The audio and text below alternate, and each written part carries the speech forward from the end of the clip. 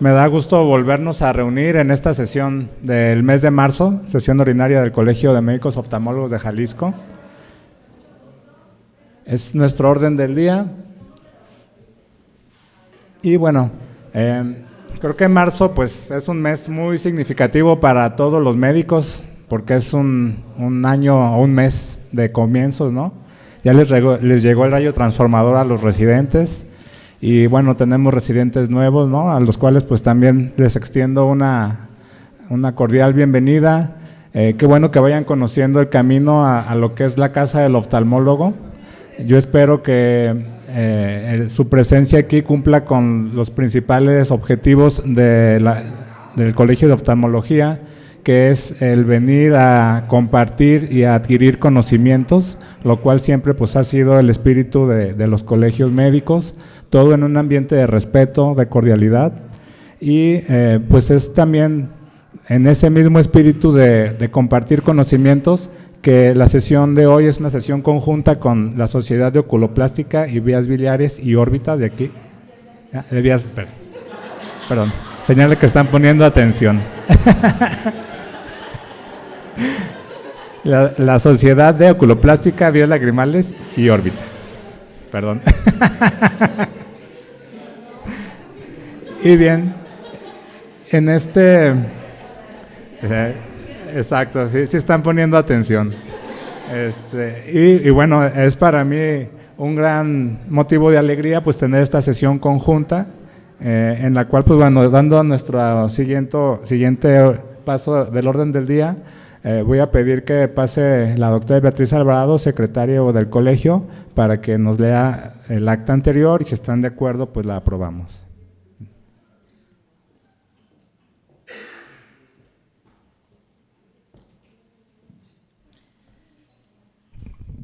Buenas noches. Acta de la sesión ordinaria del Colegio de Médicos Oftalmólogos de Jalisco, correspondiente al 1 de febrero de 2024. Tema: tratamiento médico antiglaucomatoso, sus alcances, limitaciones y futuro. Siendo las 20:30 horas del jueves 1 de febrero, se da por iniciada la segunda sesión ordinaria del año. Se da la bienvenida por el presidente del colegio, doctor Mario Salvador García Contreras, quien informa que la sesión será en conjunto con la Asociación de Glaucoma de Occidente. El doctor Mario García presenta y cede la palabra a la presidenta de la AGO y coordinadora de la sesión, doctora Sara García y Otero. La doctora Sara realiza una pequeña introducción del tema y presenta al doctor Carlos Álvarez Guzmán, quien cuenta con un amplio currículum y experiencia. El doctor inicia con una reflexión con respecto a la inspiración que generan los residentes, ya que la mejor forma de aprender es a través de la enseñanza. Muestra una imagen en la que representa que los especialistas de glaucoma barren con todas las estructuras del ojo. En la plática se referirá al tratamiento del glaucoma primario de ángulo abierto. De forma inicial, se requiere hacer el diagnóstico de que existe una neuropatía glaucomatosa. Hace una remembranza del tratamiento que se llevaba a cabo en el 2013. 10 años después, de igual forma, se determina el tratamiento conforme al grado de severidad. Se considera la trabeculoplastia selectiva, ya que los estudios refieren que es un buen tratamiento para estos pacientes. Nuevos fármacos como análogos de prostaglandinas libres de conservadores y de liberación prolongada. Presenta fotoclínicas de un paciente que tiene alteraciones palpebrales y en superficie secundaria al uso de hipotensores, por lo que es muy importante evaluar la superficie ocular. Muestra la OCT, en donde se observa prácticamente normal, y al valorar estudios funcionales se determina que la paciente no requiere tratamiento para glaucoma. Explica los mecanismos de la enfermedad de superficie ocular iatrogénica por su efecto detergente, citotóxico, neurotóxico e inflamación y alergia. ¿Por qué importa el glaucoma en la enfermedad de la superficie ocular? Conforme se incrementa el número de fármacos que se utilizan para el control de la presión, también se incrementa el número de pacientes que tienen enfermedad de la superficie ocular, y esto genera dificultades cuando el paciente requiere un procedimiento quirúrgico. ¿Qué componentes causan la ESO? Combinaciones: sustancia activa, vehículo, interacción con ESO, previa, conservadores. El cloruro de benzalconio es el componente más tóxico y el VAC se deposita e intoxica la malla trabecular. ¿Quiénes están en riesgo? Pacientes con antecedente de ojo seco evaporativo, alergias oculares, epitelio corneal alterado, glaucoma avanzado. La complicación más frecuente en cirugía filtrante es la fibrosis debido a inflamación preoperatoria y densidad de células caliciformes. Debe abordarse el componente inflamatorio antes de entrar a quirófano. ¿Cómo selecciono un análogo de prostaglandinas? Bajo potencial de efectos adversos, mayor tolerabilidad y adherencia, libre de VAC, conocer en qué está preservado, estabilidad, familiarizarse con interacción, excipientes y materiales del frasco. Aborda los dispositivos de liberación prolongada, disponible en Estados Unidos por AVI. Indicaciones, aprobado por la FDA para tratamiento de glaucoma primario de ángulo abierto o hipertensión ocular. Aplicación única y liberación continua, libre de conservadores, liberación directa a vía uveoescleral. No candidatos, antecedente de uveitis o edema macular, cierre angular primario con sinequias periféricas, función endotelial comprometida, infección activa, ruptura de cápsula posterior o afaquia, alergia a prostaglandinas.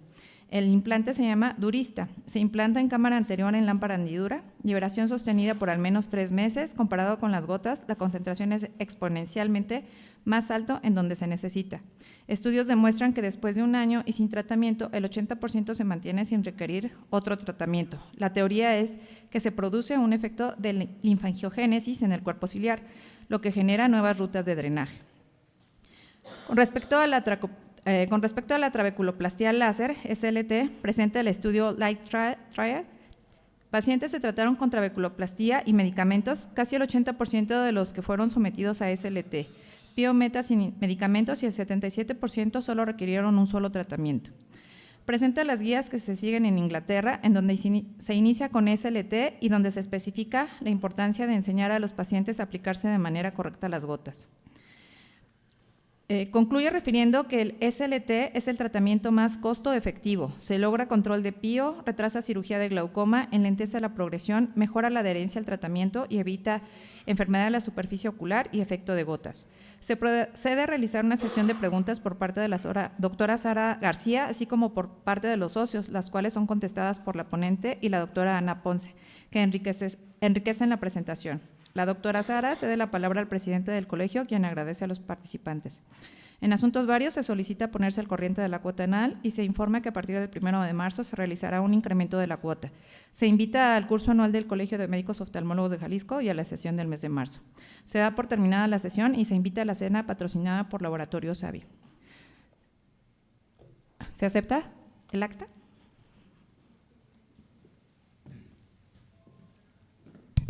Muchas gracias, doctor Alvarado.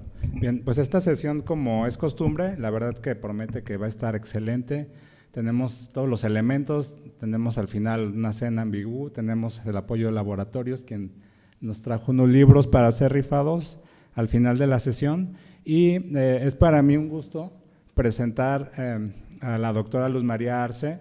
La doctora Luz María Arce, pues para las nuevas generaciones que no tuvieron el placer de conocerla, es una doctora que desarrolló su especialidad en oftalmología en Centro Médico de Occidente y también desarrolló la alta especialidad en este servicio de neurooftalmología, órbita, vías lagrimales, todo esto que incluye socio-OV.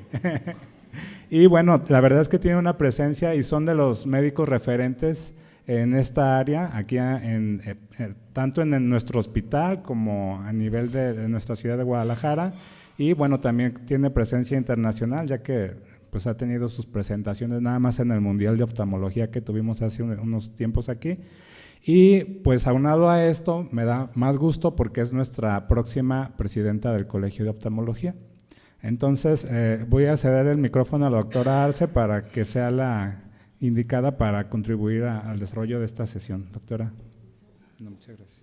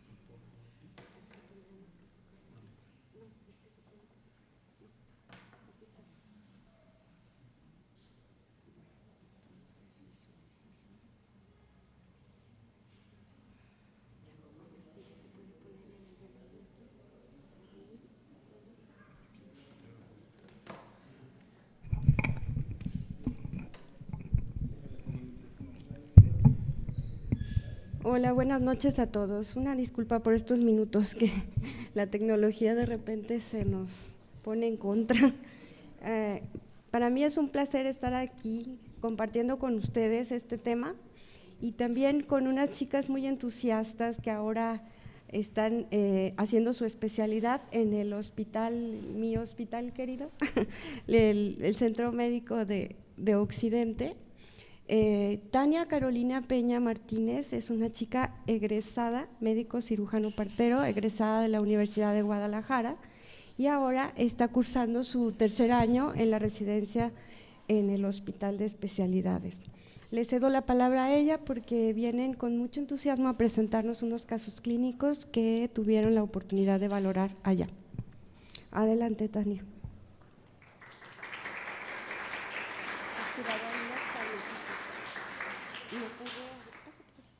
No pude abrir la presentación para la otra que tenía tuya, pero bueno. Muchas gracias, doctora, por la presentación y muchas gracias a ustedes por acompañarnos esta noche. Nosotros les preparamos una serie de casos clínicos, los cuales los decidimos llamar ¿Eres melanoma o te pareces? Y bueno, vamos a comenzar con el mío. Es una paciente de 67 años, es originaria de Acaponeta, Nayarit, y como antecedentes de relevancia, ella tiene diabetes mellitus, además de hipertensión arterial, y refiere una dosis de antiangiogénico en ojo izquierdo por un supuesto derrame, un sangrado, así lo refería ella, además de uso de lubricante ocular regular. En el interrogatorio por aparatos y sistemas, la paciente refiere pérdida de peso no intencionada de menos de 10 kilogramos de un año de evolución. Y su motivo de consulta es baja visual. El padecimiento actual se remonta a noviembre del 2020. Ella inicia con baja visual del ojo izquierdo, la cual es progresiva, indolora y se caracteriza por visión borrosa.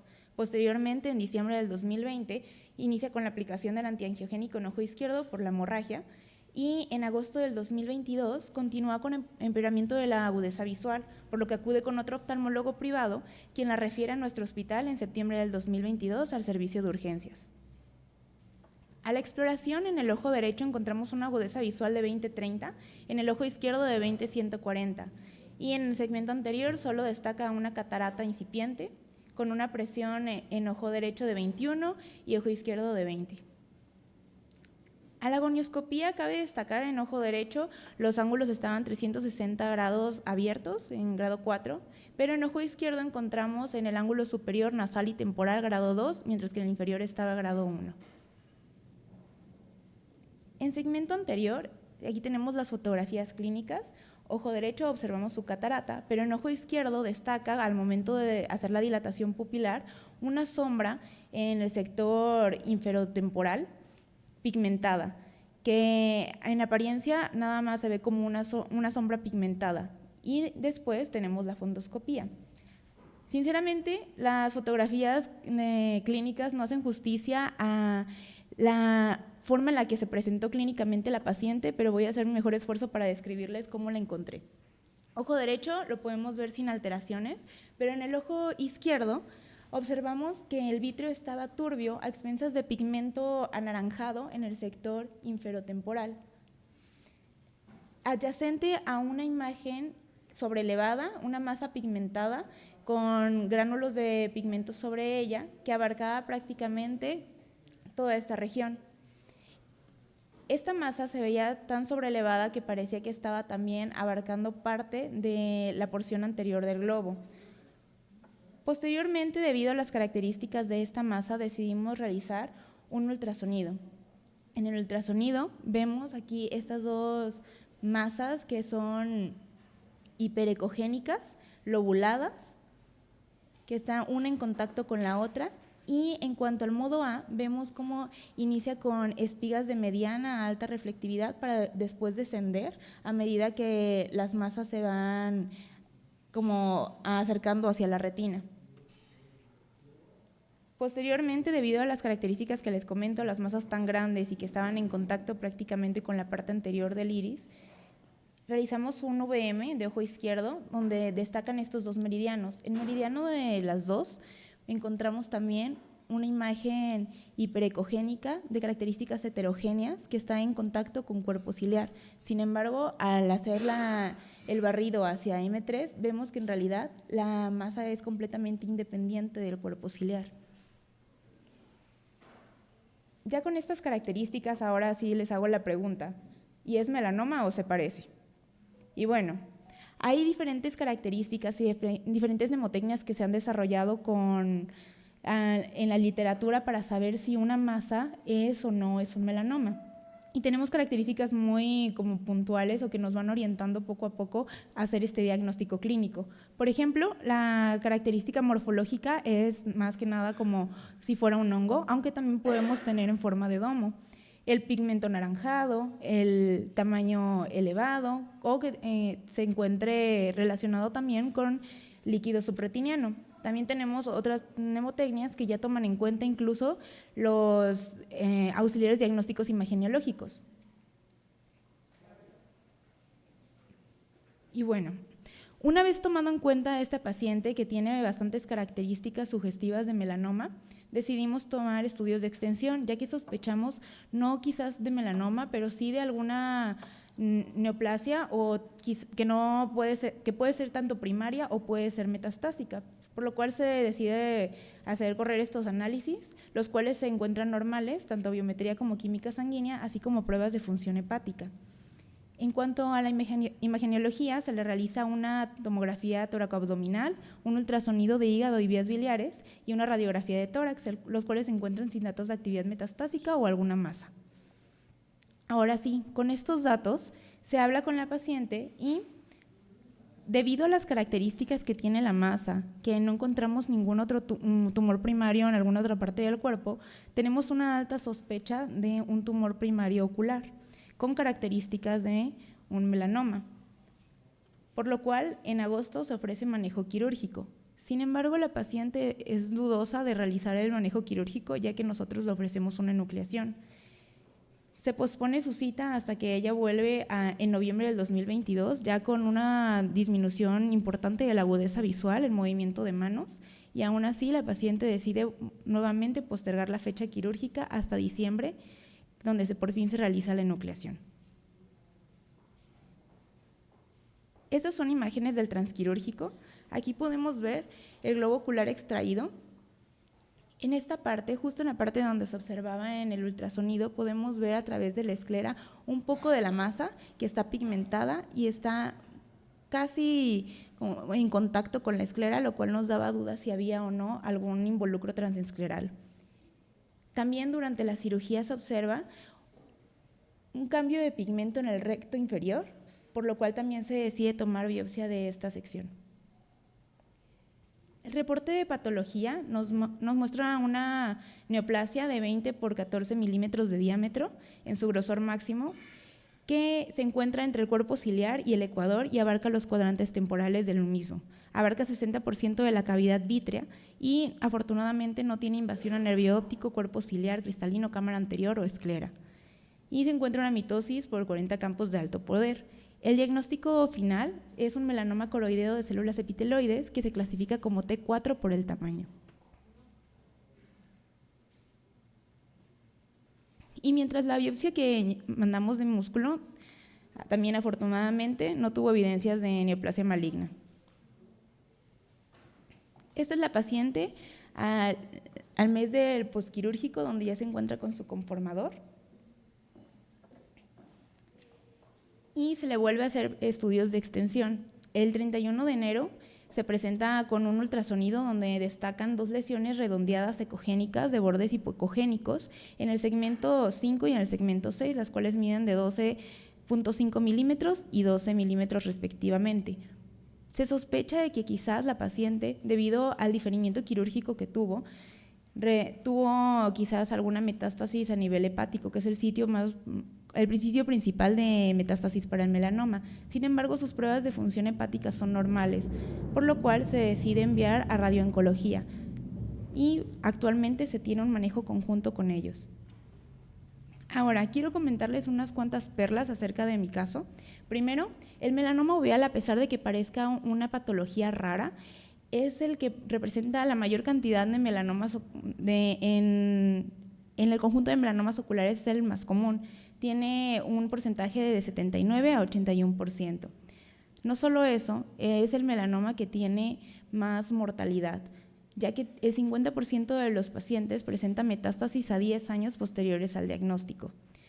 Y el riesgo de metástasis aumenta 5% por cada milímetro de diámetro. Esto es importante porque en nuestra población el diámetro promedio en el momento del diagnóstico de melanoma es de 10.9 más o menos 5 milímetros de diámetro, lo que le confiere un pronóstico pues pobre. Además del tamaño, hay otros factores de mal pronóstico, como por ejemplo los que presentaba la paciente, que es la variedad epiteloide en la histología, la extensión extraescleral, que era también algo que nos preocupaba al momento de hacer la enucleación, actividad mitótica extensa o extensión al nervio óptico. Hay distintos tratamientos para el melanoma, como tratamientos conservadores, como la braquiterapia, termoterapia, fototerapia. Sin embargo, estos están reservados para aquellos melanomas que tienen buen pronóstico o aquellos que tienen un tamaño un poco menor. Se recomienda realizar ese tipo de tratamientos en aquellos melanomas menores de 10 milímetros. Y bueno, en cuanto a la braquiterapia, una vez que se realiza en algún paciente, tiene una recurrencia de 6% a los 5 años en aquellos tumores que son menores de 3 milímetros, mientras que en aquellos que son ya mayores de 10 milímetros aumenta la recurrencia en un 11%, y esto a su vez aumenta el riesgo de metástasis en el futuro. La enucleación es la opción recomendada para aquellos tumores que son mayores de 20 milímetros o aquellos que tienen la invasión al nervio óptico. Y bueno, tomamos la decisión correcta con esta paciente. Eso fue una de las preguntas que me hice cuando estaba revisando este caso. Y bueno, hay un estudio que es el estudio más grande que se tiene acerca de melanoma y el uso de una citorreducción por medio de radioterapia. En este estudio se evaluaron… voy a continuar. Se evaluaron 1.003 pacientes con melanoma uveal y se siguieron por un periodo de 10 años. Esos pacientes se dividieron en dos grupos. A un grupo se le dio radioterapia para citorreducción y después se realizó la enucleación, y el siguiente grupo simplemente se realizó la enucleación. Como las conclusiones, encontraron que en aquellos tumores que eran mayores de 10 milímetros no hubo diferencia entre realizar la radioterapia previa o realizar la enucleación. Por lo cual no hubo tampoco una diferencia significativa en la mortalidad posterior. También se concluyó que el diámetro basal del tumor afecta directamente la mortalidad del mismo. Y bueno, por último quiero comentarles que el tratamiento del melanoma se basa en 3 pilares. El primero es que tenemos que preservar la vida del paciente. Eso es nuestro pilar para cualquier otro tratamiento. Después viene la función y por último el órgano. Entonces, quiero decirles que a pesar de que la paciente tuvo un diferimiento en su tratamiento quirúrgico, tomamos la decisión correcta y al final se preservó su vida. Y tenía presentada como ya la foto de la paciente con su prótesis ocular, pero bueno, es todo. Muchas gracias.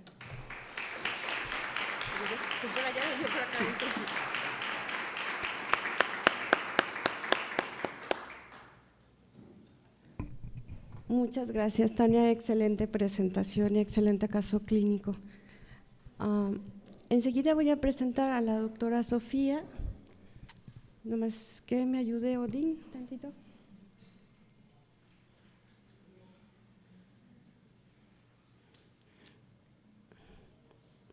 Ella es egresada de la Universidad de Guadalajara en su carrera de médico cirujano y partero, y actualmente está cursando el 2º año de la especialidad. Es igual de entusiasta que Tania. No quería que me la pusieran y tú también. se alinea para que se vea. Adelante, Sofía. Tal vez el de- Está un poquito cargado esto, pero ahorita sale. ¿Cuál es la tuya? ¿Es esta? Sí. Visualización. Pasa, pasa, pasa. Sí. Sí, ahorita. Ay, Dios, ¿por qué no se? Entonces acá. Es que tenemos que... esa es la presentación que traía de ella, pero ahorita ya necesito el HDMI para proyectar, o tienes ya la presentación de ella ya. Pero necesito la conexión, Odín. Ya, ahí está. Solo tuyo.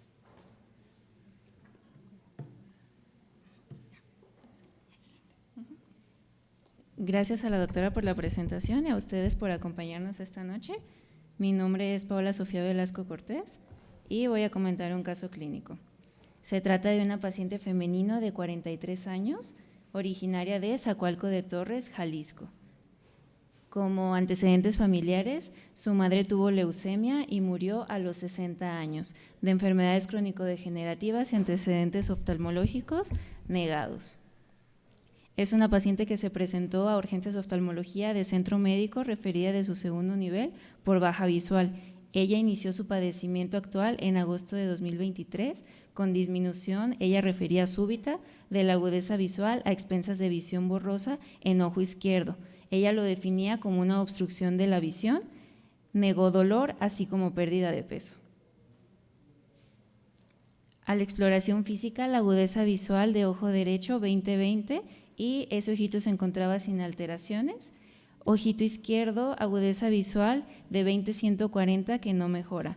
Movilidad ocular sin alteraciones. En segmento anterior encontramos una lesión hiperpigmentada que mide 8 por 6 milímetros que proviene aparentemente del estroma posterior del iris. Esta se encuentra vascularizada y justo causa atalamia en el sector nasal. La presión se encontraba normal a pesar de este hallazgo de atalamia, se encontraba en 13 milímetros de mercurio y lo que se alcanzaba a valorar de la fundoscopía aparentemente sin lesiones. Le comenzamos el abordaje a esta paciente, tenemos estos estudios de laboratorio, los cuales fueron tomados el 12 de septiembre, los cuales muestran en la biometría hemática una anemia carencial, no tenemos ninguna alteración en la serie blanca, química sanguínea sin alteraciones, así como tiempos de coagulación y pruebas de función hepática. Se realizó un ultrasonido modo AB en el cual vemos una masa hiperecogénica, la cual levanta espigas de mediana y alta reflectividad. Se realizó una ultrabiomicroscopía ese mismo día, la cual muestra una lesión de cuerpo ciliar en el meridiano de las 9, la cual tiene una morfología irregular. Tiene una extensión de 10.35 milímetros y un grosor de 5.4 milímetros. Esta lesión se encuentra adosada al endotelio y genera cierre angular de esa zona. Entonces nuestra sospecha diagnóstica hasta este momento era adenoma versus melanoma de cuerpo ciliar. Se realizó el día 27 de septiembre una tomografía simple en la cual en los segmentos 6, 7 y 8 había unas lesiones, las cuales caracterizamos mejor con una tomografía contrastada y la conclusión fue que se trataba de quistes hepáticos simples. Se le ofreció enucleación a esta paciente, la cual ella postergó y finalmente fue realizada el día 13 de octubre sin mostrar alteraciones. La imagen superior es inmediatamente antes de comenzar el procedimiento y las demás imágenes son en el transquirúrgico, del cual se obtuvo la siguiente pieza anatómica, la cual fue enviada al laboratorio de anatomía patológica de centro médico. La descripción macroscópica es la siguiente, tenemos un globo ocular que es el izquierdo, con dimensiones de 3.2 por 3 por 2.8 centímetros, la córnea de 1.3 centímetros de diámetro, la cual se encuentra opalescente, y la conjuntiva sin cambios macroscópicos significativos. Destaca una lesión sólida, nodular e hipercromática que mide 1.3 por 1 por 1 centímetros, la cual tiene involucro del iris y cuerpo ciliar en los cuadrantes nasales y que se localiza a 2 centímetros del disco óptico. El resultado anatomopatológico como tal es un melanoma uveal de células fusiformes y epiteloides con patrón de crecimiento sólido, la cual ocupaba el 50% de la cámara anterior y entraba en contacto con el endotelio de la córnea sin llegar a infiltrar el estroma. El cristalino y el nervio óptico no mostraban invasión por la neoplasia. Se encontraron 4 mitosis en 40 campos de amplio poder y no se encontró extensión extraescalar o invasión vascular. En este caso también nos quedaba la duda, incluso se pensó en si era prudente hacer una biopsia para hacer este diferencial de adenoma y melanoma. Sin embargo, se consideró que había muchos datos sugestivos de malignidad, además de que no creímos que la muestra obtenida en una biopsia pudiera ser suficiente para mandarle a estudiar. Estos datos son de una revisión de la Asociación para Evitar la Ceguera, la cual fue publicada en la Revista Mexicana de Oftalmología, donde se sugiere que los datos que nos hablan de malignidad son lesión solitaria unilateral que mida más de 3 milímetros, puede o no estar pigmentada, vascularizada, con evidencia de crecimiento, extensión extraescleral. Puede haber también uveitis anterior y acompañarse de neovasos en el iris, causando también un abombamiento del iris con o sin estrechamiento del ángulo y con discoria de la pupila. Entonces, este caso tenía 7 de estos datos de malignidad, entonces efectivamente se trató de un melanoma, en esta ocasión de cuerpo ciliar.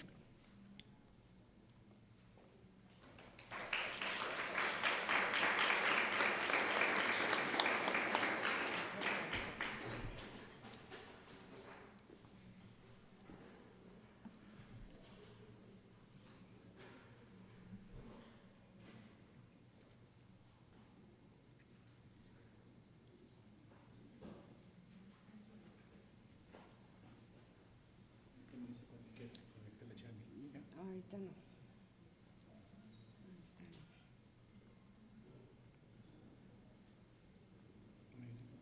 Dame un segundo. Es que dice que no se puede. ¿Me USB?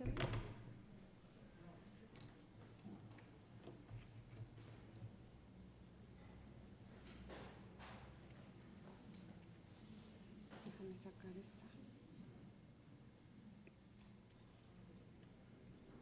Voy a sacar así nada más. Ya, porque no sé.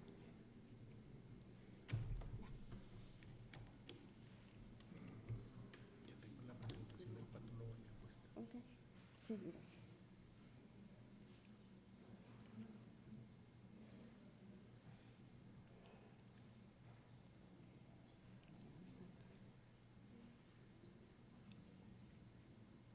Vamos a ver. Estas de las chicas, parece que ya.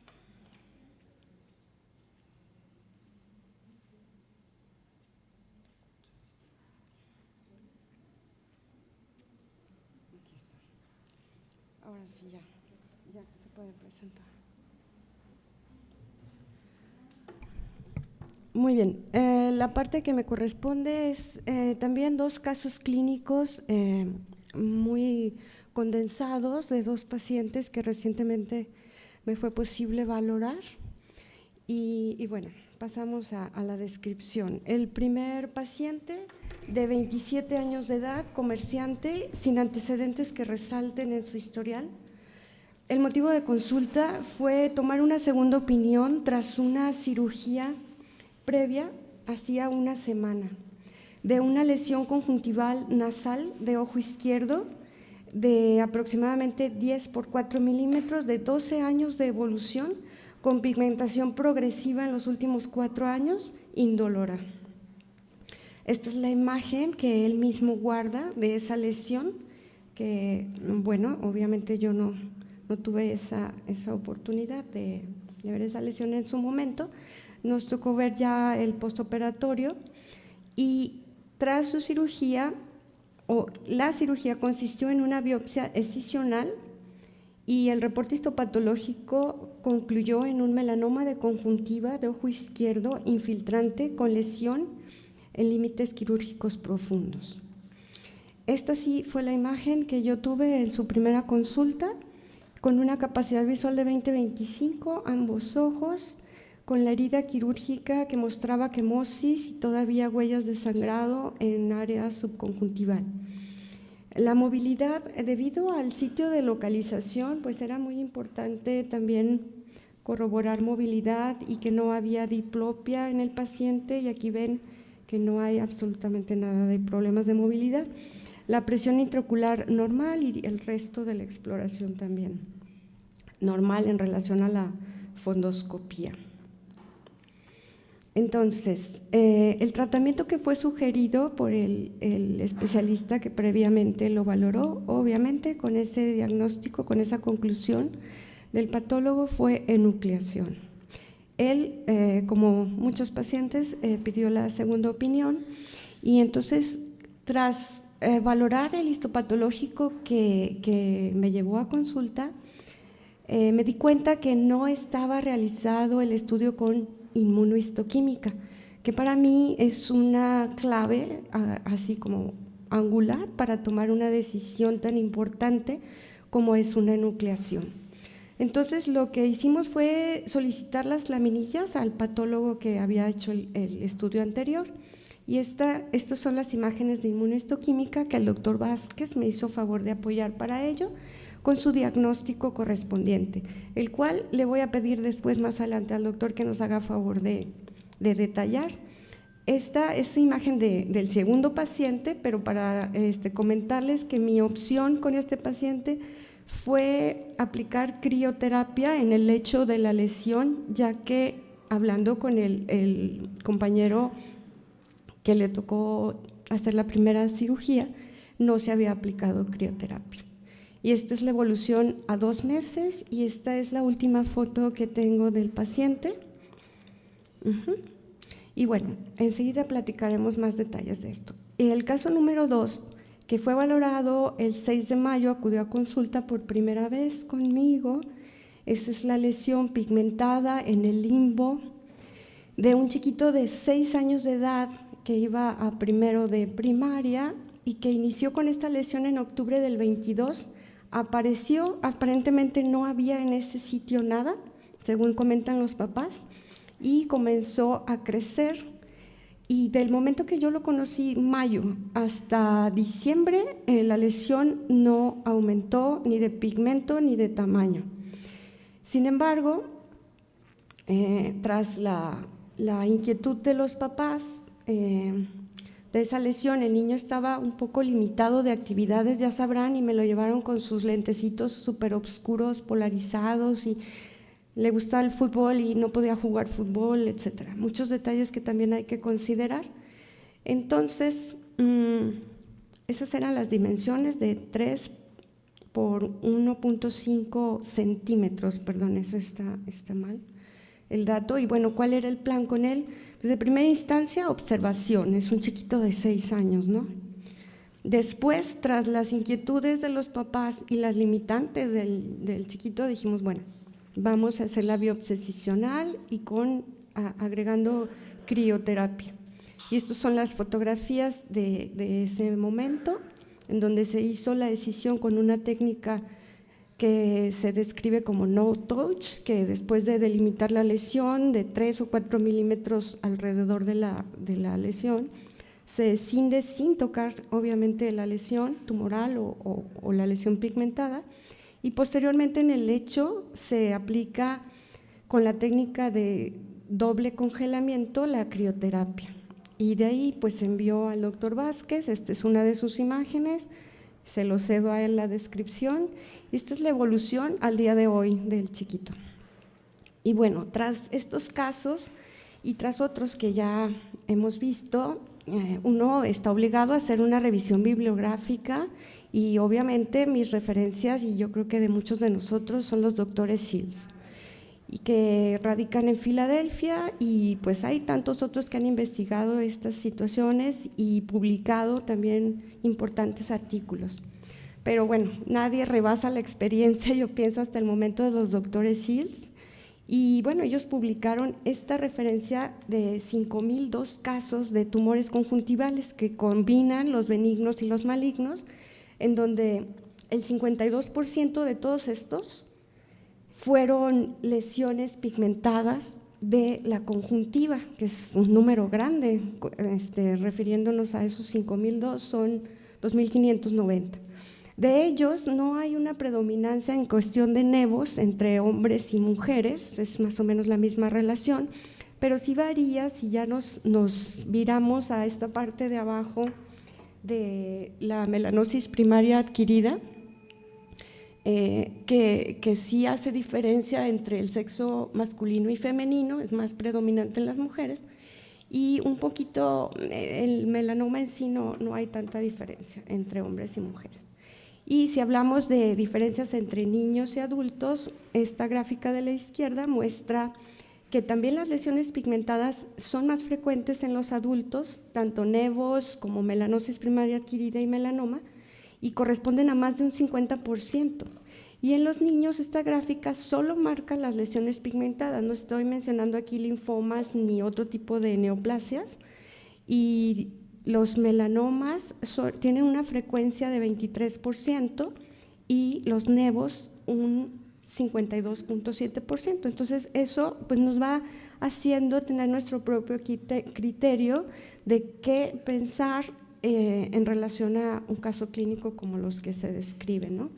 Y aquí pues hay un poco de material que podemos utilizar también para poder concluir si estamos frente a un nevo, a una melanosis asociada con la complexión, que esto se refiere a la raza afroamericana, que ellos de repente también los observamos con lesiones pigmentadas en la conjuntiva, a la melanosis primaria, que también ya la consideramos como una lesión premaligna, y desde el 1980 la Organización Mundial de la Salud le acuñó este nombre y la consideramos como premaligna. Y como tal los melanomas, que aquí vemos que siempre se presentan en cualquier localización de la conjuntiva y son un poquito más pigmentados, aunque a veces hay amelanóticos, y bueno, son bien definidos, unilaterales, y forman un nódulo, y pues son altamente preocupantes, ¿no?, cuando tenemos estas características de esta lesión. Esta gráfica también sacada de los archivos o de los datos de los doctores Shields, solo para así rápido describírselas, habla que las barras rojas y naranjas que están hacia la izquierda de donde se comentan los diagnósticos, porque ya no me funcionó el apuntador, son las lesiones límbicas que se presentan en el área temporal, límbica y temporal de los ojos. Muchas gracias. Y entonces ahí es donde las tenemos más. Sin embargo, las barras chiquitas son lesiones que se pueden encontrar en otros sitios de la conjuntiva, como la plica, carúncula, e incluso en los fórnices, que bien recalcan los doctores que no nos debemos de confiar, y cada paciente que observemos a la biomicroscopía debemos de buscar en los fórnices, en la plica, que movilicen sus ojos para que no se nos pasen estas lesiones que a veces incluso al paciente le son inadvertidas, ¿no? Estas es otras imágenes de la frecuencia de estas lesiones premalignas y los melanomas en sí en la casuística de los doctores, y pues son cifras que pudieran alarmar, aunque es un hospital de concentración de tercer nivel, prácticamente oncológico, 100%, y bueno, eso también lo tenemos que considerar. Y aquí, para ponernos en actividad, todos los que estén despiertos todavía, esta es una lesión benigna o maligna. ¿Estoy bien o estoy equivocada? Pueden levantar su mano. ¿Quién dice benigna? ¿Quién dice maligna? ¿Benignos? ¿Benignos? Eso, correctos, todos correctos. Los demás no sé si se me durmieron, pero es una lesión solitaria asociada a lesiones de la dermis. Los que lo hemos visto también en pacientes que el párpado, incluso parte de la frente o de la región temporal también está pigmentada de su piel, o se llama melanosis oculodérmica. Tienen apariencia geográfica, gris café, y se asocian con mutaciones de la proteína G, y también se pueden asociar con glaucoma e incluso evolucionar a un melanoma, pero en más baja frecuencia. Esto es como una sugerencia: a estos pacientes y a otros con lesiones pigmentadas hay que colocar tetracaína y con un hisopo movilizar la conjuntiva para ver si es meramente lesión pigmentada en la conjuntiva o también en la epiesclera, y así poder diferenciar. En sí, estas lesiones solo se vigilan. A ver, otra vez, despiértense. ¿Benignas o malignas? ¿Benignas? ¿Quién dice benignas? Ay, ya despertaron todos, qué bien. Súper bien, benignas. Ahora, aquí tenemos dos lesiones. Ya tienen ahí esas descripciones que ya se las había comentado. La de arriba, ¿benigna o maligna? ¿Quién dice benigna? ¿Quién dice maligna? Sí, muy bien, correcto. ¿Y la de abajo? ¿Benigna o maligna? Malignas, las dos, perfecto, despertaron, muy bien, todos, perfecto, bravo. La de arriba, que es muy sugestiva de melanoma porque infiltra la córnea. Esos detalles en la córnea son muy importantes. Y bueno, su crecimiento rápido, tanto en córnea como en conjuntiva e incluso en epiesclera, pueden afectar estos tumores, lo cual nos obliga a también ampliar nuestro tratamiento quirúrgico. Igual la imagen de abajo, ahí está el diagnóstico, y la de arriba se apareció después de una melanosis primaria adquirida. Estas son imágenes que con las cuales podemos echar mano, si tenemos al alcance, de la ultrabiomicroscopía. Y así lo vamos a dejar. Este es melanoma conjuntival nodular, también invasor de córnea. Los tratamientos, como les comentaba, pueden ser así locales, de solo la conjuntiva con bordes libres amplios, más crioterapia. Puede ser mitomicina y cierre directo, o bien la escisión de la lesión tal cual como se los describí, con en lugar de cierre directo podemos colocar amnios o conjuntiva de otro sitio con un colgajo o del ojo contralateral o mucosa oral incluso, ¿no? Y también mitomicina.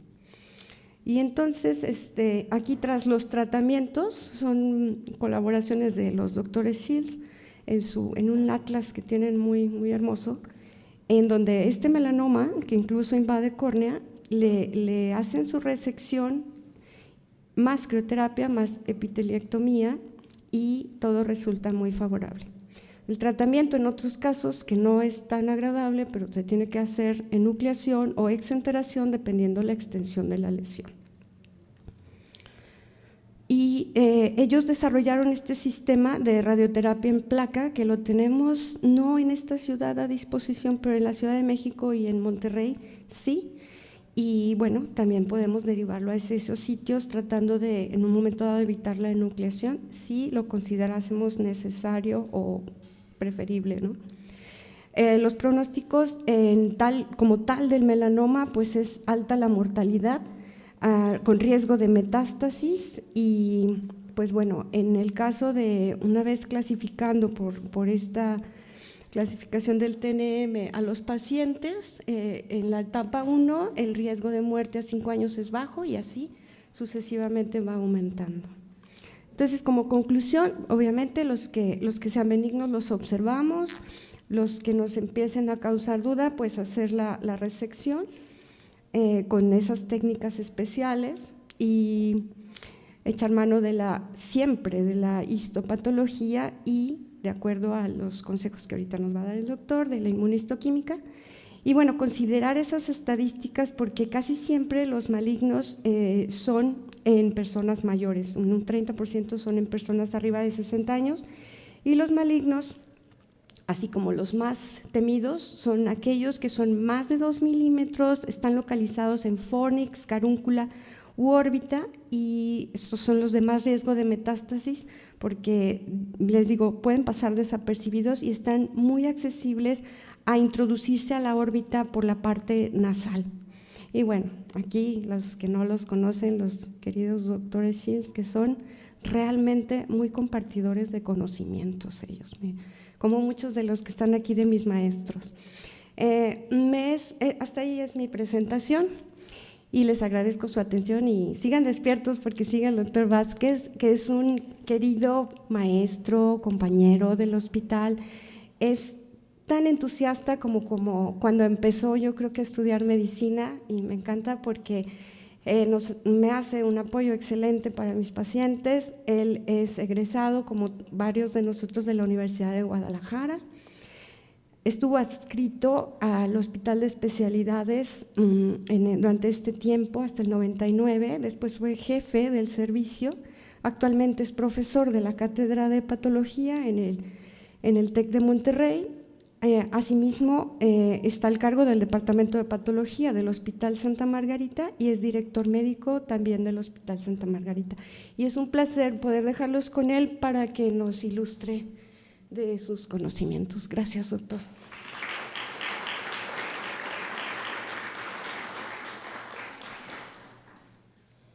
Esta la va a presentar él de allá, porque yo no la tengo aquí cargada. Odín, ¿la puedes presentar de allá, verdad? Aquí. No, o sea, él la presenta de allá y no va a aparecer aquí porque yo no la tengo, pero… No la vamos a tocar. Bueno, pues buenas noches a todos y me da mucho gusto estar aquí y agradecerle primeramente a la doctora Luz María Arce que me invitó, con mucho gusto. Agradecerle al doctor Mario que también nos contactamos. Veo caras conocidas, poquitas, porque hay mucha gente joven y ya no es de mi época, ¿no? Pero tenemos mucho entusiasmo en presentarles estos hallazgos que nosotros como patólogos consideramos que es importante. Veo que es más difícil el área clínica para hacer el diagnóstico diferencial, puesto que nosotros tenemos otro ángulo de vista de estas lesiones pigmentadas. ¿Tú me las vas a ir pasando? Sí. La siguiente, por favor. Entonces, las lesiones pigmentadas de estas estructuras oculares, igual que como sucede también en otros sitios, están clasificadas en lesiones névicas, que el término nevo, ustedes lo conocerán, es un término que quiere decir una mancha. De ahí que se haya agregado, para los que realmente derivan o están asociados a melanocitos, el nevo melanocítico.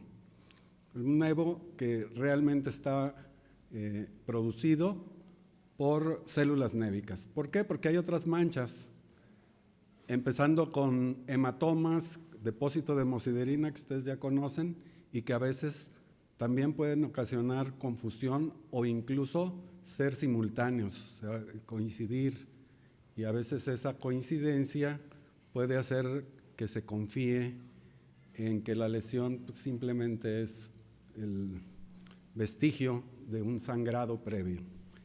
Entonces hay muchas manchas, como ustedes pueden ver ahí, pero la célula que contiene o que produce este pigmento, nosotros la reconocemos como los melanocitos.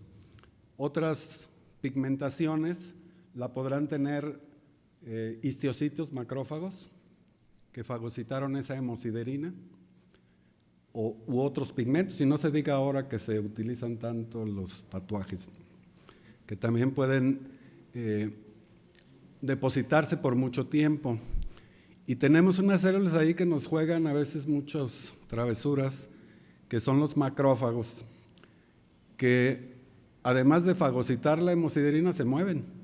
Entonces pueden fagocitarla en un sitio, terminar su ciclo de vida y liberarla en otro sitio. Entonces hay que tener cuidado con eso porque pudiéramos interpretar esto como modificación de la mancha, que es uno de los signos de cuidado, de riesgo, de que esto pudiera ser otro diagnóstico. Entonces, bueno, estas posibilidades existen. Los mismos melanocitos pueden producir y liberar melanina en el sitio, lo que conocemos en dermatología como incontinencia pigmentaria. Entonces, bueno, tenemos que ver el origen. Y el origen de estas células es lo que conocemos en patología como histogénesis y es lo que nos ayuda mucho a hacer esta diferenciación. Entonces, tenemos un caso cada año, vamos siempre a tener muchas dudas. Afortunadamente, en nuestro entrenamiento y nuestro trabajo durante muchos años, que ahora me parecen poquitos, de cuando estuvimos allá en el Seguro Social, en el centro médico, el estar viendo frecuentemente estos casos, pues nos permite tener la seguridad de lo que estamos viendo. Sin embargo, aún para los que tenemos un poquito de más experiencia, siempre habrá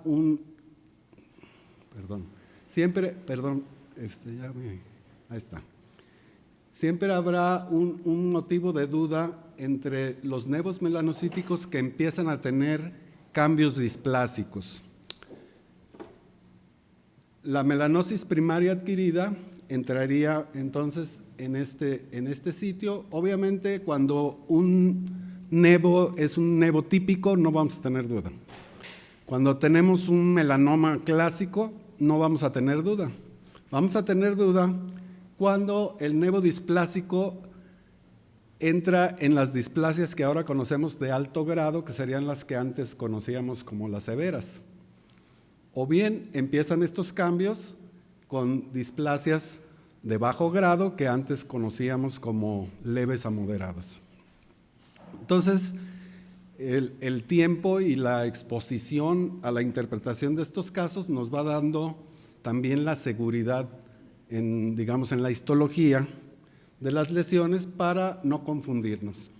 Tenemos otras lesiones que pueden también confundirnos, que no necesariamente derivan de melanocitos y que corresponden a un término. En patología a veces adoptamos términos muy cómodos. Y entonces, cuando no sabemos qué es, pues los llamamos tumores de células redondas y azules, ¿verdad? Entonces, aquí entran muchos, pero los hemos encajonado en 4 tumores, desde el rhabdomiosarcoma embrionario, el linfoma difuso y otros tumores de origen epitelial pobremente diferenciados. No estamos hablando de los tumores bien diferenciados, que esos no nos da dificultad. Pero los tumores que no se diferencian de otras estirpes, no de origen melanocítico, nos pueden también poner en duda. Esto nos pone en duda sobre todo en las metástasis. Cuando estamos en el área ocular no es tanto problema. Entonces tenemos la necesidad de tener la seguridad de que un nevo melanocítico no se está transformando o convirtiendo o sufriendo esos cambios atípicos que conocemos como nevo displásico, y en los casos que tenemos ahora, las lesiones melanocíticas primarias adquiridas. Y luego que este nevo displásico o esta neoplasia melanocítica adquirida no se esté transformando en un melanoma.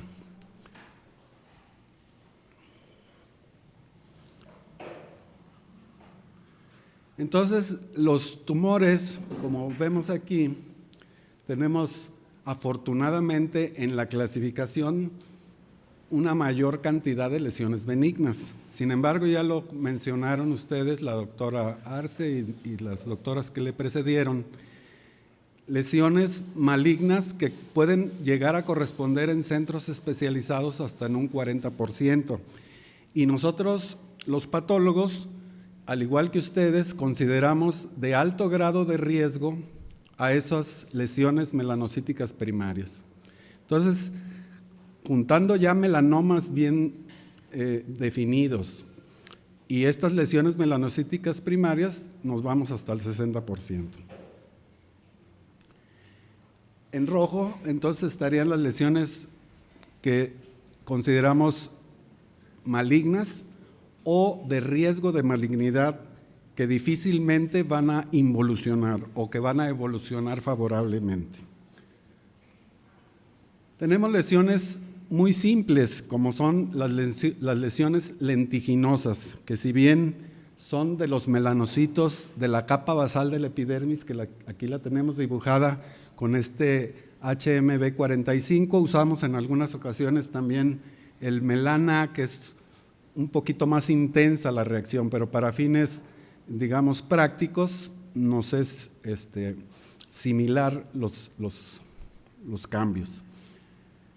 En relación a las células que están produciendo estas lesiones, como vemos aquí, son células monótonas.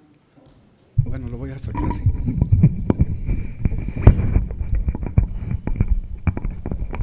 ¿Lo puedo sacar? Entonces son células monótonas, redondas la mayoría, como estamos viendo aquí, o con un leve pleomorfismo. Otra característica, como muchas lesiones benignas que ustedes recordarán en las informaciones básicas de patología, lesiones que se delimitan, si bien no son encapsuladas, se delimitan y tienen bordes que nosotros les llamamos pujantes, bordes que van desplazando pero no infiltrando. Eso es muy importante, que tenemos que considerar esto junto con otros cambios que luego vamos a ver. Entonces, lesiones que están pigmentadas. Aquí tenemos el pigmento, tenemos recursos histoquímicos para cuando, ustedes verán aquí que si queremos ver las características celulares de estas áreas pigmentadas, pues no las vemos.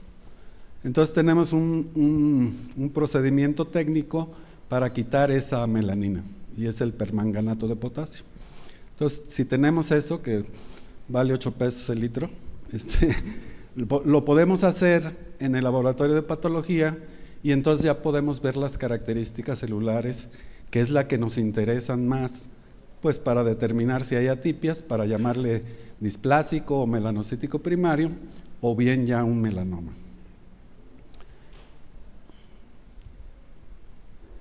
Aquí tenemos otras lesiones. Recordemos que las células melanocíticas son en la histogénesis parientes de las células dendríticas. Entonces a veces adquieren morfología elongada y con prolongaciones citoplásmicas como las estamos viendo en estos, pero siguen siendo células névicas con el mismo comportamiento desde la delimitación y claro con producción de pigmento. En el caso de los nevos tenemos un nevo que es lineal, ya lo vimos al principio, y luego tenemos nevos en la zona de unión de la dermis o el corion y el epitelio. Y luego tenemos los nevos compuestos. ¿Qué son estos? Bueno, células névicas que además de estar en la basal o en la unión del corion con la basal del epitelio, tienen nidos en el corion, independientes. Muy peligroso esto. Claro, en nuestra formación de residentes, pues nos podemos equivocar. Además hay quien nos corrija, esperamos que haya quien nos corrija, porque esto se puede interpretar como invasión, ¿sí? ¿Qué sería la diferencia? Pues el respeto a la membrana basal que que tiene la capa epitelial y que esa membrana basal respetada nos asegura que aparte de la actividad de unión o de la actividad lineal, los nidos que están en el corión son totalmente benignos siempre y cuando carezcan de las atipias que estamos mencionando y que seguiremos mencionando. Entonces aquí tenemos un caso que, si recuerdan el caso de la doctora de la revisión de laminillas, muy parecido a este. También es muy importante que estos quistes que se desarrollan, no siempre, pero en algunos casos de nevos, se originan por la maduración de estas células.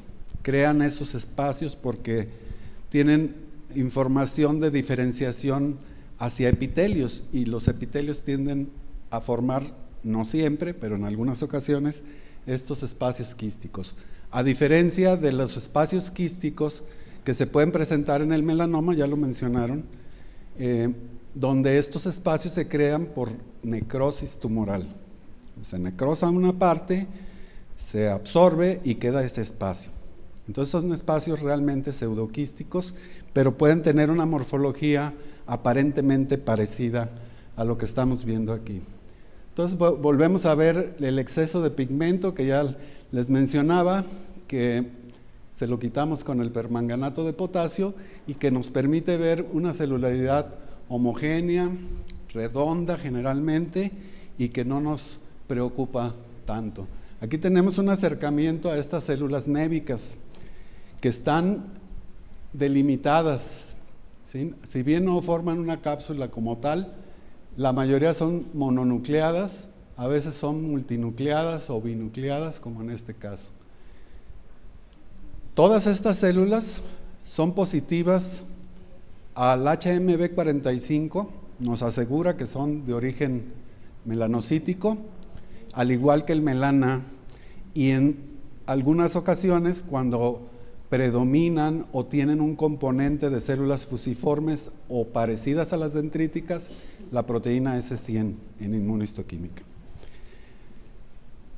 Entonces nos sirve más la inmunohistoquímica en lesiones de revisión de laminillas porque no sabemos realmente el origen de la biopsia, y sobre todo en lesiones metastásicas, porque ahí sí podemos llegar a tener duda de dónde viene esta lesión maligna, que en estos casos siempre serán, en caso de positividad a estos marcadores de inmunohistoquímica, serán melanomas. Bueno, estas fotografías son de piel, estas. Entonces los clínicos, los dermatólogos, pues ven lesiones pigmentadas que ya no cumplen totalmente con el criterio de benignidad, y entonces sospechan obviamente por la asimetría, por los bordes irregulares, porque cambian de forma conforme van haciendo las revisiones, y también porque llegan a ulcerarse e inflamarse o a tener incluso lesiones alrededor, como puede suceder en este caso, que empieza a verse lesiones como que se van metiendo. Esto es sospechoso. Volvemos a ver las células fusiformes y vemos una mezcla. Si ustedes tienen, no sé si se ve muy bien, pero estos nidos de células epitelioides, células grandes, globosas, que nos obligan a interpretarlo como atipias independientemente del número de mitosis. Otro componente que a veces se nos olvida valorar, la respuesta inflamatoria del tejido conectivo, tratando de ayudar en algo, ¿no? De delimitar, de no dejarse invadir por estas lesiones que son tanto de células epitelioides como de células fusiformes. Igual pueden producir una cantidad importante de pigmento. Estas son las células globosas, estas son las fusiformes, y cuando hay estos dos componentes empezamos a agregarle atipias a la lesión. Obviamente más hipercromasia, seguramente más mitosis, y ahorita vamos a hablar un poquito más de la proliferación de estas células.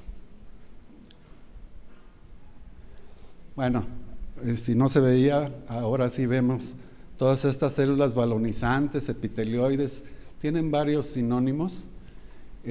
Las lesiones son muy celulares y tienen esa mezcla de células epitelioides con pleomorfismo. Vemos unas células muy grandes, otras muy chiquitas, y luego vemos estas mitosis, que esta es la más característica, pero hay otras pequeñitas por aquí. Una proliferación celular que vemos a expensas de este índice mitótico elevado, que además son mitosis que no son bipolares, son mitosis atípicas, ¿sí? Estas células pueden dar origen no a 2 células, pueden dar origen a 3 o 4. Por eso son hipercromáticas, tienen demasiada cromatina y pueden dividirse así.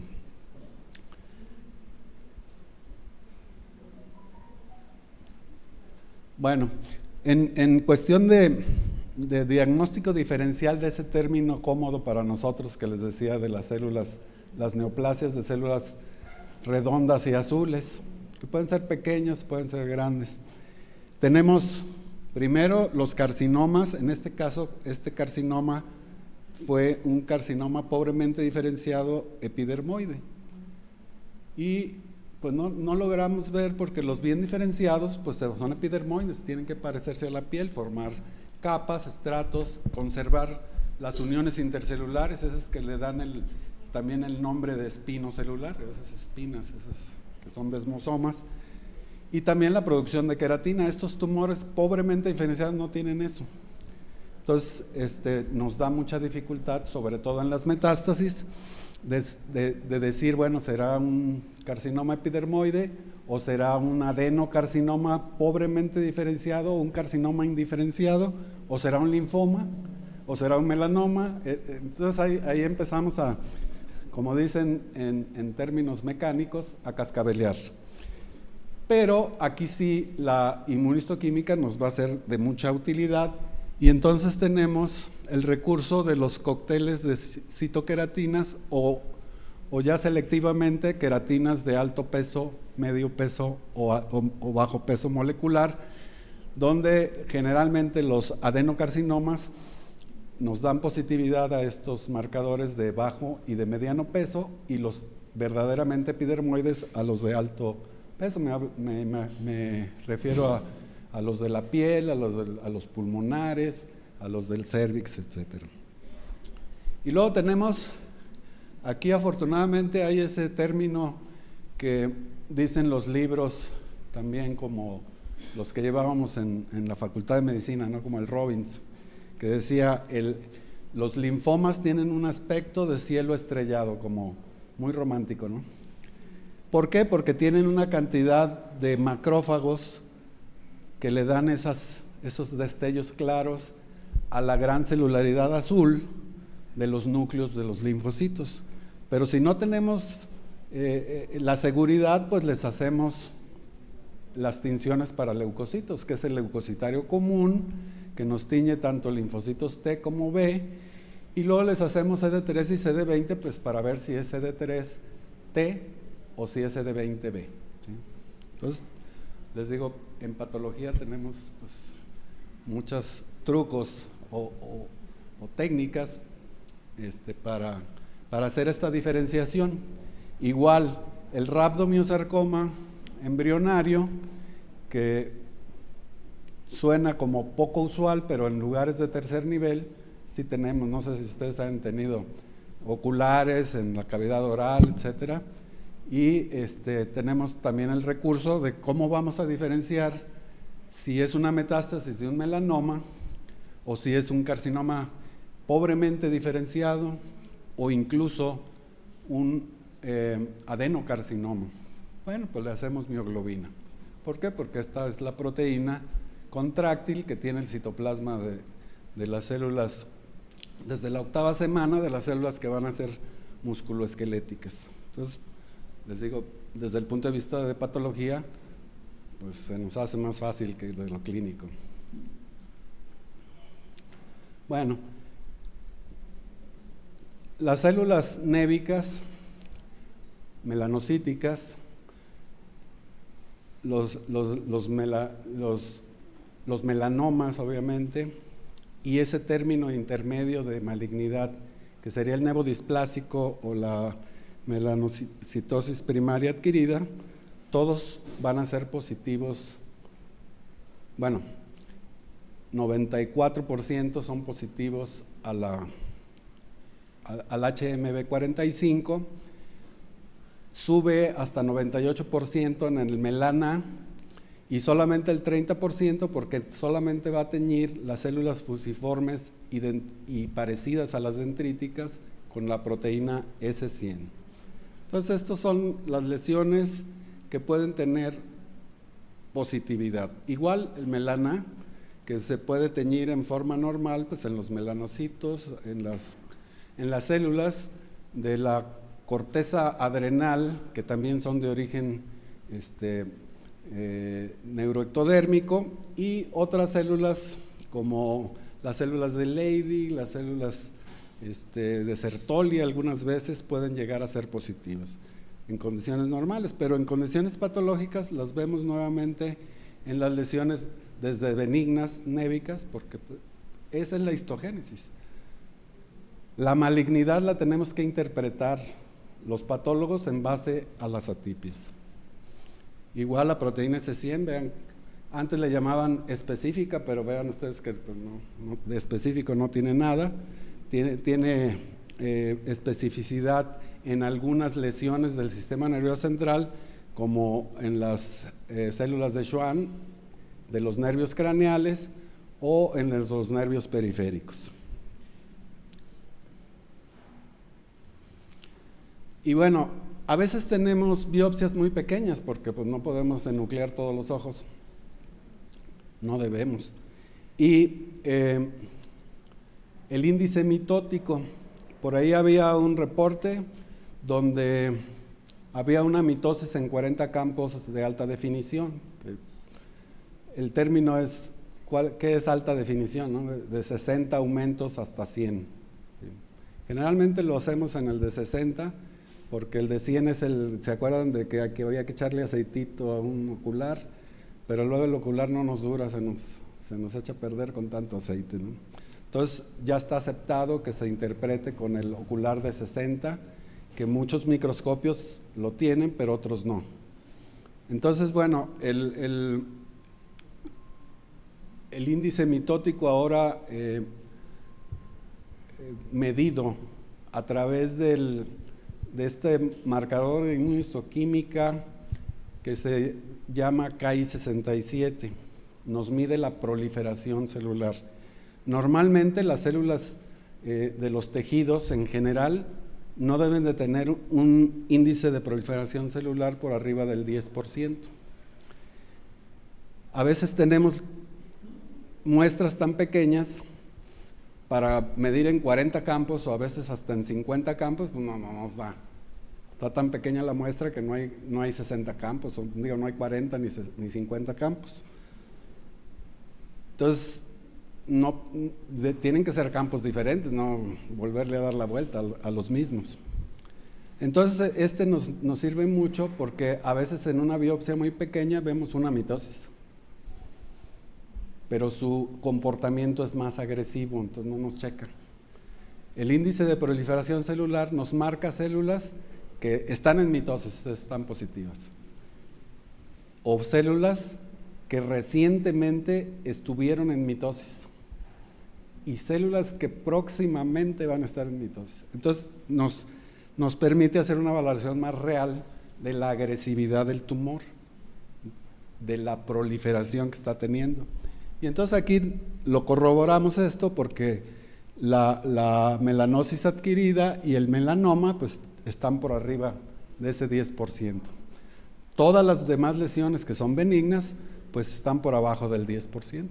Entonces, en sus próximos casos, porque lo tienen ahí en centro médico, pidan el Ki67. Independientemente de que está correcto que les cuenten las mitosis, pero que las cuenten de veras, no que se las cuenten a ustedes. Eso es bien importante porque es un factor pronóstico junto con las otras atipias que ya habíamos mencionado. Este es el caso que revisamos, que hasta el momento ha permitido tener la tranquilidad. Hay que seguirlo vigilando, ¿verdad, doctora? Pero fíjense cómo se parece mucho los quistes, la formación quística, la delimitación, bordes pujantes, bordes que no infiltran, aunque haya nidos en el corion, ¿sí? Las células, si bien sí tienen algo de pleomorfismo y algo de hipercromasia, no tienen ese aspecto epitelioide.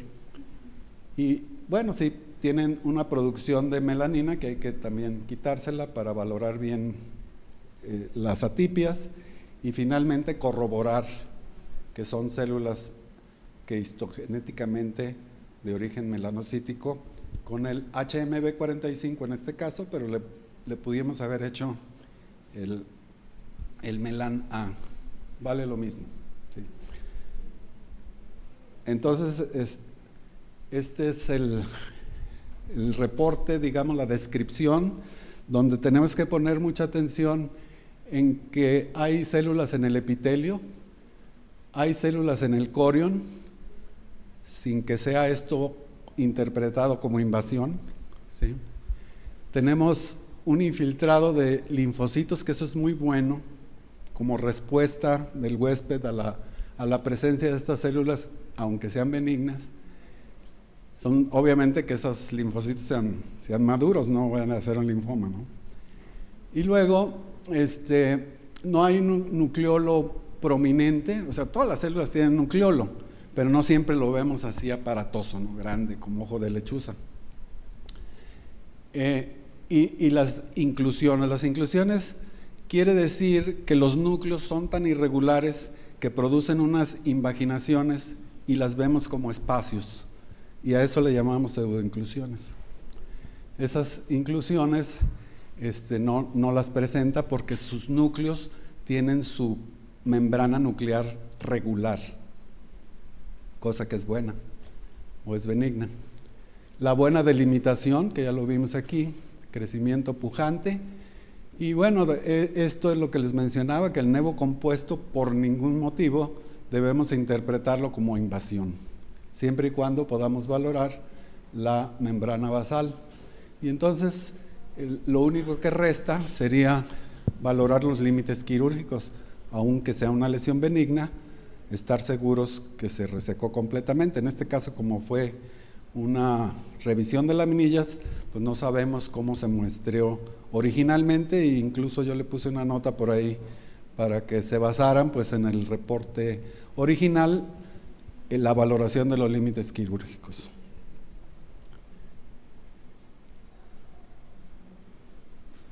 Y bueno, tenemos otros recursos, recordando nuestros primeros años allá en el centro médico, cuando no había inmunistoquímica, ¿no? Porque a mí me tocó el antes y el después. Entonces, ¿qué hacíamos? Bueno, teníamos estos recursos, así como les dije, del permanganato de potasio, de 8 pesos el litro. Pues tenemos tinciones histoquímicas que son menos costosas, como Fontana Masón, que es una tinción especial que los técnicos pues hacen muy bien, o bueno, si las hacen muy bien, nos permite identificar pigmentos de melanina, ¿sí? Entonces el pigmento de melanina es positivo a esta tinción. Entonces tenemos duda de si es melanina, bueno, le hacemos eso. Tenemos duda si es hierro, bueno, tenemos otro, que es el azul de Prusia, también conocido como tinción de Pearls. Y bueno, tenemos otras tinciones por ejemplo, para pigmentos biliares, si tuviéramos esa duda, para lipofuscina, de lesiones que produzcan lípidos o que almacenen lípidos, como los macrófagos que habíamos dicho, ¿no?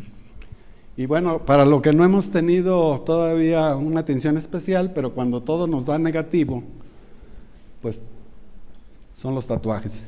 Y a veces los tatuajes deben de aparecer acá arriba y andan acá abajo por el patrullaje ese de los macrófagos que van y se lo comen en un lado y lo dejan en otro.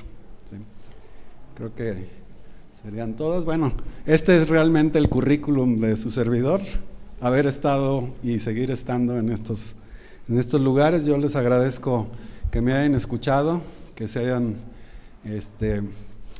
pues que se hayan inquietado pues con estos cambios, y el mensaje principal es que en la lesión primaria lo que vale más en la interpretación son las atipias, hay o no atipias, así como eso se parece, ¿no? Si sí hay atipias, si no hay atipias, se parece, y bueno, quedarían todavía los displásicos y los melanocíticos primarios, que serían los que realmente tendríamos que tener más cuidado, porque los clásicamente benignos siempre serán así, con algunos casos que evolucionan, igual los displásicos, y los melanomas ya no tienen, si es clásico también no hay duda. Y en las lesiones metastásicas, ahí sí realmente la inmunistoquímica es de mucho impacto, porque en las metástasis sí no sabemos, los melanomas especialmente y los carcinomas de células renales dan metástasis donde no se le espera a uno. Hemos visto melanomas del brazo derecho con metástasis a los ganglios del lado izquierdo del cuello. O sea, no tienen un comportamiento típico, o dan metástasis al tubo digestivo e incluso dan metástasis a la cavidad orbitaria o al propio ojo. Entonces sí, en esos casos la inmunistoquímica es muy, muy, muy, muy útil, y además se debe de utilizar. Muchas gracias.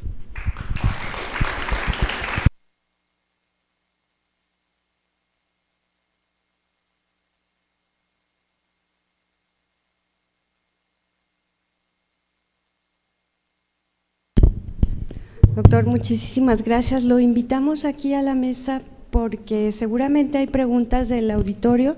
Es una mesa redonda pequeña. Si alguien tiene alguna pregunta, por favor, Tania, Sofía. Si alguien tiene una pregunta, aquí está el micrófono, adelante. ¿Dudas? ¿Han tenido casos similares? De entrada, es una plática muy completa la que nos ha hecho favor el doctor. Creo que no nos queda ni pequeña duda de que los patólogos siempre van a tener la última palabra en cuestión de decisión para una situación tan crítica como enuclear o no enuclear a un paciente, que es una decisión de verdad tan importante, tanto para el paciente como los familiares y para el que nos toca tratarlo, ¿verdad? ¿Tienen alguna duda? A ver, Anita.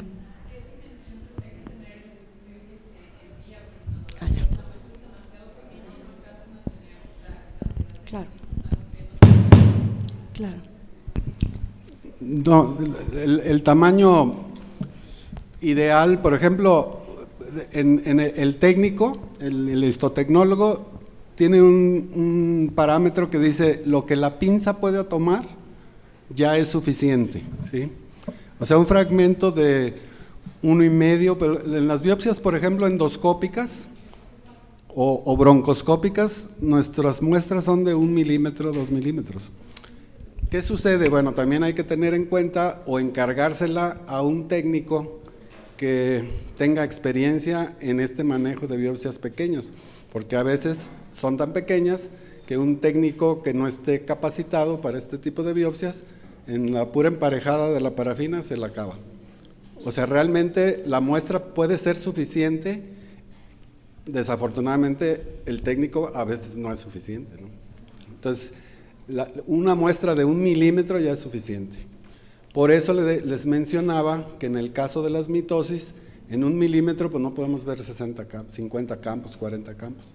Por eso la importancia del Ki-67, pero en cuestión del tamaño de la muestra, 1 milímetro puede ser suficiente, y más en este tipo de regiones, ¿no? en el área ocular. Muy bien. ¿Alguna otra pregunta? ¿Qué sucede en aquellos casos en los que, por ejemplo,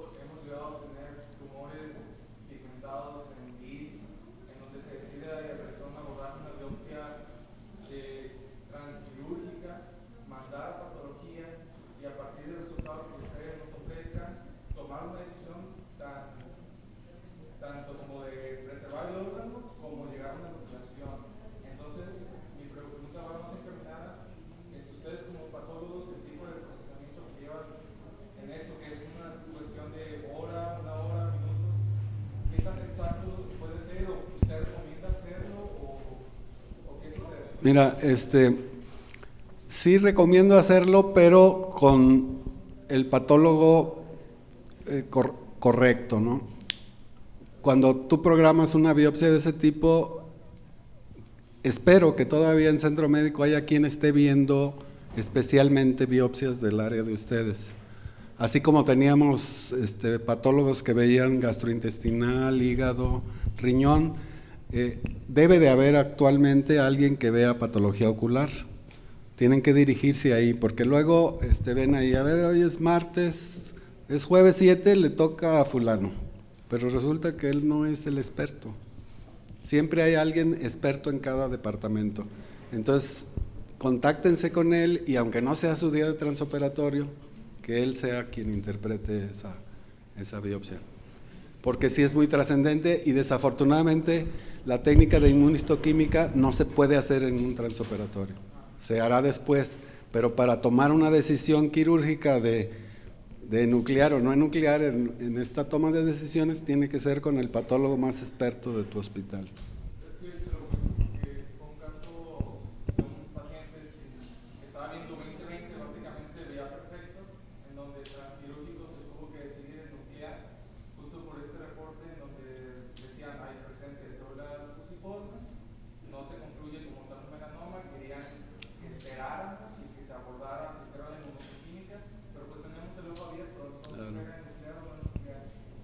Sí, no, definitivamente si no tienen el respaldo de patología, mejor no lo programen, porque pueden tomar una decisión equivocada, justificados en patología, pero ¿qué le decimos al paciente después? Fíjate que siempre no fue, ¿no? En cuanto al procesamiento del humor acuoso, para ustedes, se hace un citológico y ese sí se puede.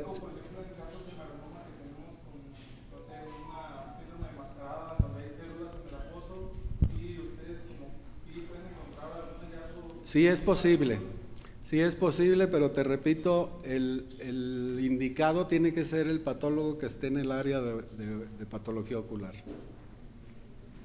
Y para que eso suceda tienes tú que verificar, desafortunadamente te tienes que desplazar a patología unas horas antes o un día antes para ponerte de acuerdo con él y que tengas la seguridad que él es el que lo va a interpretar.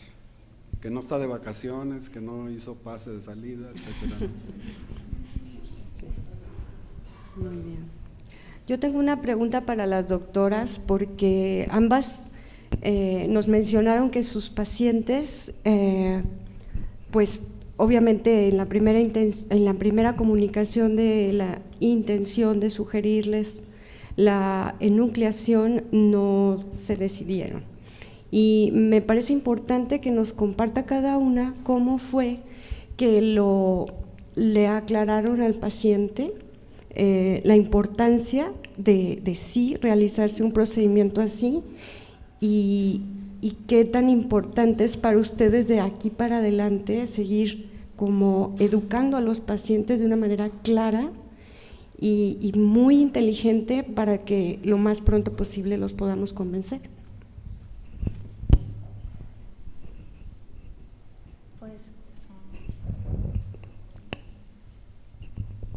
En el caso de mi paciente, pues era una paciente joven, pero ella sí notaba una disminución muy marcada de su visión. No tenía ningún antecedente de importancia, el otro ojo veía 20/20 y este estaba en 20/140. No tenemos como tal la evolución en cuanto a las medidas, pero notamos la doctora de la Rosa y yo que la lesión iba creciendo y ella notó un empeoramiento de su visión. Y como es madre de 2 niños, pues sí le explicamos esa parte y fue por eso que se terminó decidiendo. Bueno, en mi caso también fue una situación complicada por parte de la paciente. La paciente tenía una sola cuidadora. Esa cuidadora durante el proceso del diagnóstico le diagnosticaron un nódulo en la tiroides. Entonces eso complicó un poco las cosas porque la paciente sí tuvo dificultades al principio cuando le dijimos que el tratamiento era prácticamente mutilante, pero cuando por fin se decidió, sucedió lo de su cuidadora, entonces estaban valorando quién me va a cuidar en el postquirúrgico. y por eso fue que hubo tanto diferimiento con ella. Pero sí, concuerdo con usted, doctora, es muy importante. Creo que lo mejor es ponernos en los zapatos del paciente, en comprender que el paciente no está solo, que es todo un entorno y que hay otros factores que están ahí influyendo en su decisión, no simplemente es un capricho del paciente el no realizar el tratamiento. Claro. Ok, muchas gracias. Sí, en el caso de mis dos pacientes, sabrán que ambos, bueno, el chiquito como que no tenía mucha idea de qué estaba pasando y por qué lo llevaban a tantas revisiones aquí y allá y tantas fotografías, pero sí nos vuelve, como dicen, el alma al cuerpo cuando el doctor nos menciona que son neos, ¿no? Y que no tienen displasia, es como para hacer una fiesta junto con ellos, porque después de haberle sugerido al primer paciente nucleación, de verdad que él estaba muy contento de haber pues aceptado la inmunohistoquímica con la revisión y todo, y luego pues ya nos aseguramos con la crioterapia por si acaso alguna celulita se le ocurriera, pues nos aseguramos con eso, ¿no? Yo les agradezco muchísimo, sé que el tema es como para unos varios días, semanas enteras, pero bueno, espero que les sea de utilidad para su práctica y también pues les agradezco mucho. Dejo la palabra al doctor Mario para cerrar la sesión.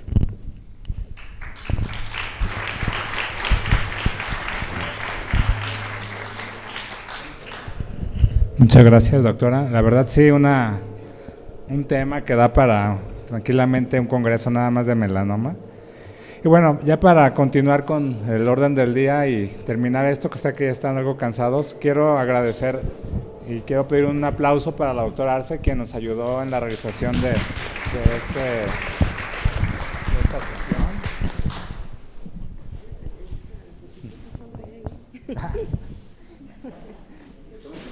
Aquí estoy ya tomándola. Gracias. Gracias, doctora. Y le pido que usted me ayude también a dar un reconocimiento a nuestros invitados. Entonces, este es de la doctora Tania Peña. Un aplauso, Tania, por favor.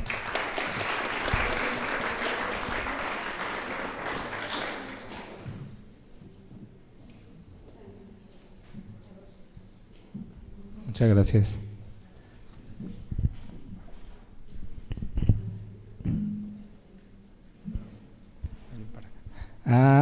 Sofi, bueno, yo la conozco como Sofi, pero aquí dice Paola Sofía Velasco.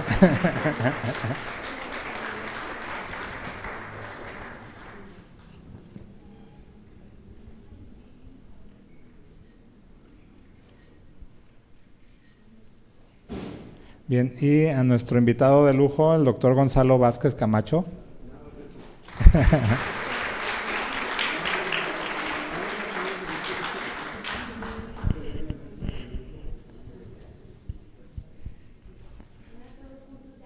Todos juntos, por favor.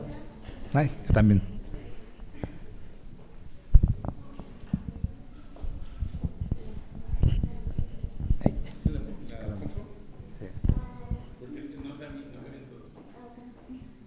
Yo me quito.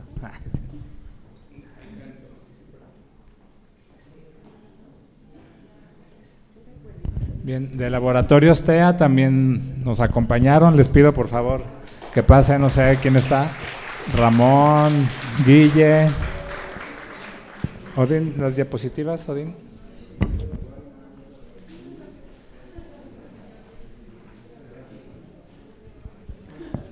Yo los quiero seguir. Bueno, ahí vienen de TEA.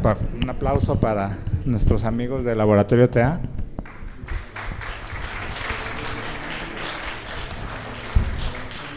Muchas gracias.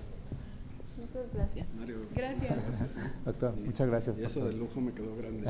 No, nada de eso. Lujazo, lujazo. Bien, muchas gracias. ¿Me pasas la que sigue, Odín? Yo acá la tengo. Los quiero...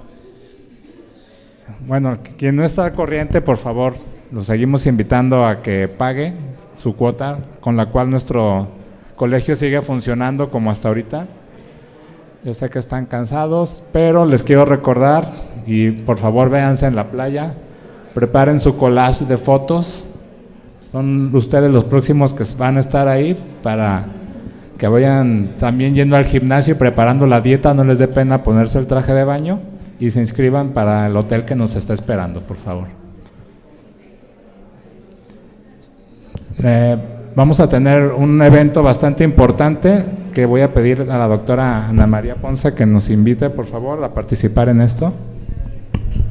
Gracias, doctor. Bueno, en vísperas de la Semana Mundial de Glaucoma, estamos a 3 días de empezar a celebrarla, que busca hacer detección temprana de pacientes con glaucoma. Pues vamos a tener varias series, tanto en hospitales privados como públicos, entonces para que compartan esta imagen y mayor cantidad de personas puedan favorecerse.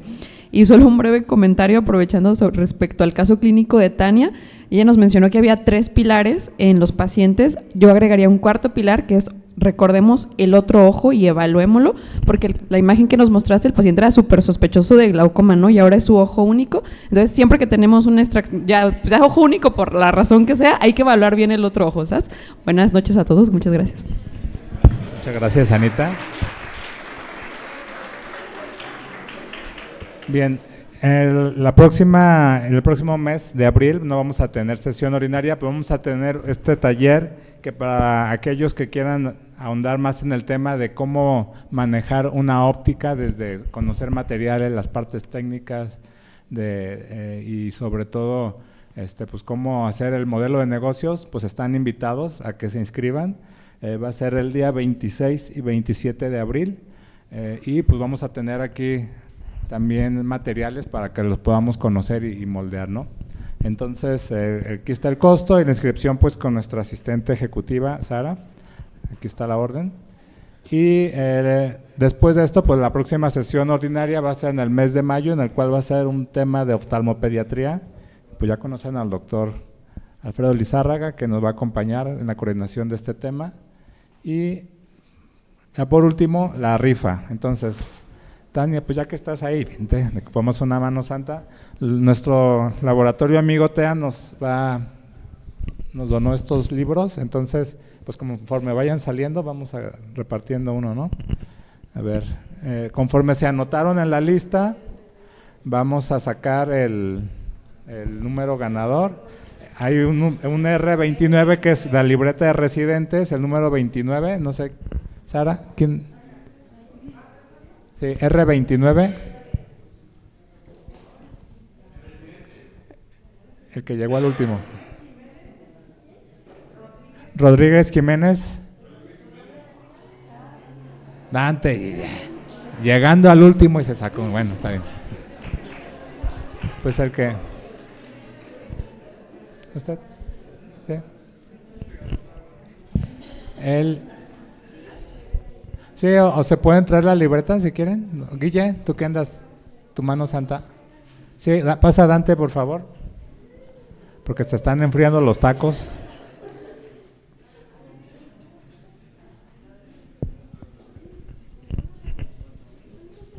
Muchas felicidades, Dante.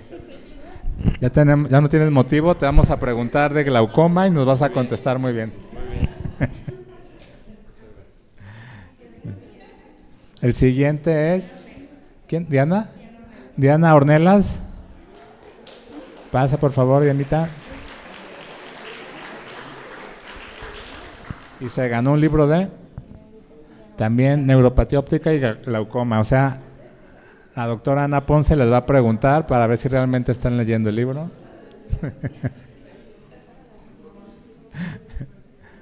El que sigue, Emanuel Contreras. Ay. Ajá. Sí, los que tienen R. Ah, los que tienen R residente y los que no. Sí, este sí. Ese sí. Hey, ok. Sí, eso sí. A ver, ¿cuál sigue? Emma, felicidades. Foto. Gracias. Ya ni modo, ya estuvo. ¿Cuál sigue? Está bien. Sigue. ¿Este cuál es? ¿23? 23. No, pero ese es de aquella libreta. El 23. Enrique López. Ay, siempre es un suertudazo. Sí. Bueno, aquí se hizo justicia, el R2, que es la doctora Tania Peña. Le toca. Muchas felicidades, Tania.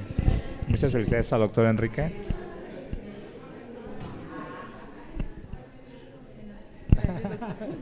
¿Ya tomaste tu libro? Bueno, muchas gracias. Felicidades, Enrique. Faltan dos, a ver.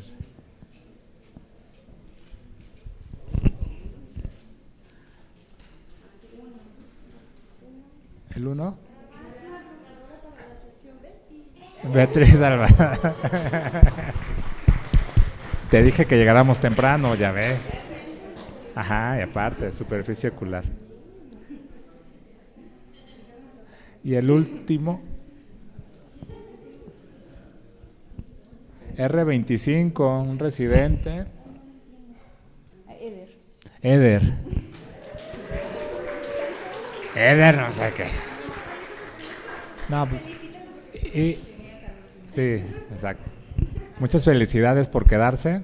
Yo sé que fue por los libros, no por la cena. Pero bueno, les agradezco a todos su atención. Que pasen una excelente noche y pues pasen a degustar la cena, por favor. ¿Sí?